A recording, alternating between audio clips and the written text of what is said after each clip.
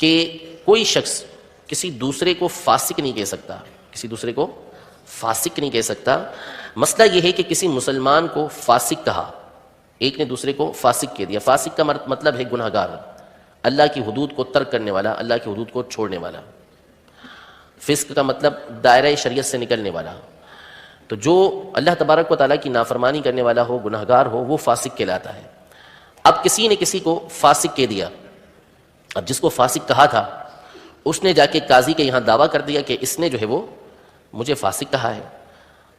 اب قاضی فاسق کہنے والے سے پوچھتا ہے کہ تم نے اس کو فاسق کہا؟ وہ کہے گا ہاں میں نے اس کو فاسق کہا ہے کیونکہ یہ فاسق ہے، کیونکہ یہ فاسق ہے اس لیے میں نے اس کو فاسق کہا ہے۔ اب مسئلہ بیان فرماتے ہیں تو اس کا فاسق ہونا گواہوں سے ثابت کرنا ہوگا۔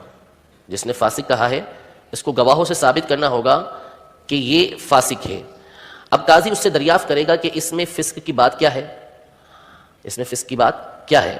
اگر کسی خاص بات کا ثبوت دے اور گواہوں نے بھی گواہی دی کہ اس میں یہ خاص فسق موجود ہے، یعنی مثال کے طور پر یہ شراب پیتا ہے، نعوذ باللہ من ذالک، اس نے کہا کہ یہ شراب پیتا ہے اس لیے میں نے اس کو فاسق کہا ہے، تو اس کو گواہوں کے ذریعے ثابت کرنا ہوگا کہ ہاں یہ جو ہے وہ شراب پیتا ہے، جو گواہ ہیں وہ بھی گواہی دیتے ہیں کہ یہ شراب پیتا ہے۔ آگے فرماتے ہیں کہ اگر تو یہ فسق بیان کر دے گواہوں کے ذریعے تو اس شخص کو کہ جس کے بارے میں اس نے کہا ہے اس کو تعزیر لگے گی، اور اگر خاص فسق بیان نہ کرے، صرف یہ کہے کہ فاسق ہے تو قول معتبر نہیں، یعنی کوئی بیان نہیں کرتا کہ بھائی کیا وجہ ہے فاسق ہے، بولے بس فاسق ہے یہ، تو اس کی بات معتبر نہیں ہوگی۔ اور اگر گواہوں نے بیان کیا کہ یہ فرائض کو ترک کرتا ہے تو قاضی اس شخص سے فرائض اسلام دریافت کرے گا، اگر نہ بتا سکا تو فاسق ہے، یعنی وہ فرائض جن کا سیکھنا اس پر فرض تھا اور سیکھا نہیں تو فاسق ہونے کے لیے یہی بس ہے، یعنی جن علوم کا سیکھنا، جن باتوں کا سیکھنا اس پر فرض تھا اور اس نے ان کو نہیں سیکھا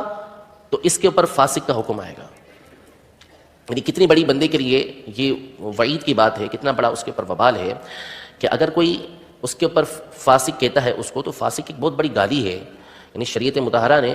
دوسرے مسلمان کو گالی دینے سے منع کیا۔ اگر مثال کے طور پہ کوئی کسی کو گدھا کہہ دیتا ہے، کوئی کسی کو کتا کہہ دیتا ہے، ایسے الفاظ استعمال کرتا ہے، تو یہ ہمارے یہاں تو ایک عام استعمال ہے نا، بول دیتے ہیں ایک دوسرے کو۔ شریعت مطہرہ کا یہ حکم ہے کہ اگر کسی نے دوسرے کو یہ الفاظ استعمال کیے ہیں تو اس صورت میں وہ شخص قاضی کے پاس دعویٰ کر سکتا ہے کہ اس نے میرے لیے الفاظ استعمال کیے، اور قاضی اس کے اوپر تعزیر لگائے گا جس نے یہ الفاظ استعمال کیے ہیں۔ اسی طرح اگر کوئی کسی نیک پارسا شخص کو فاسق کہہ دیتا ہے تو بھی قاضی اس کو سزا دے گا کہ تم نے کیسے اس کو فاسق کہہ دیا۔ لیکن آپ سوچئے کہ بظاہر نیک پارسا شخص ہے، بالکل نمازیں بھی پڑھتا ہے، داڑھی بھی اس کی ہے، فرائض کی پابندی ہمیں اس کے اندر نظر آ رہی ہے، سامنے والا اس کو کہتا ہے کہ یہ فاسق ہے۔ اب قاضی پوچھتا ہے کہ بھیا کیا فسق اس کے اندر بات ہے، یہ کہتا ہے اس کو فرض علوم نہیں آتے، تو اس کی بات مان کے کہا جائے گا کہ یہ فاسق ہے۔ کتنا بڑا وبال ہے اس شخص کے اوپر کہ جو فرض علوم کو نہیں سیکھتا۔ یہاں یہ مسئلہ ذہن نشین رہے کہ ہمیں کسی کو فاسق کہنے کی اجازت نہیں ہے،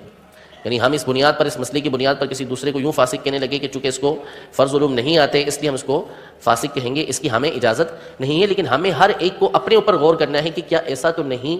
کہ ان فرض علوم کو چھوڑنے کی وجہ سے ہم کہیں فسق و فجور کے اندر مبتلا نہ ہو رہے ہوں۔ لہذا یہ مسئلہ ہمیں